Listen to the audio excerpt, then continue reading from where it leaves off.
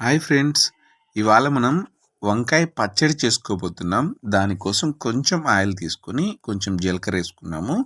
అలాగే వంకాయ ముక్కల్ని ఈ విధంగా చిన్న చిన్న ముక్కలుగా కట్ చేసుకొని దాంట్లోకి రుచికి తగినంత సాల్ట్ వేసుకోవాలి. అలాగే కొంచెం మగ్గనిచ్చిన తర్వాత టమోటా ముక్కల్ని కూడా ఒక 2 టమోటా వేసుకొని ఈ విధంగా మగ్గేలాగా వేసుకున్న తర్వాత చింతపండును కూడా రుచికి తగినంత వేసుకోండి. మీరు పులుపు ఎక్కువ తినాలనుకుంటే కొంచెం ఎక్కువ వేసుకోవచ్చు, లేదంటే అవసరం లేదు. అలాగే స్మెల్ కోసం, రుచి కోసం కూడా కొత్తిమీర పనికొస్తుంది. అదే మాదిరిగా ఒక 2 స్పూన్లు కారము మీరు ఎక్కువ తినాలంటే కొంచెం ఎక్కువ వేసుకోండి. తెల్లగడ్డలు ఒక 5 పాయలు పడతాయి.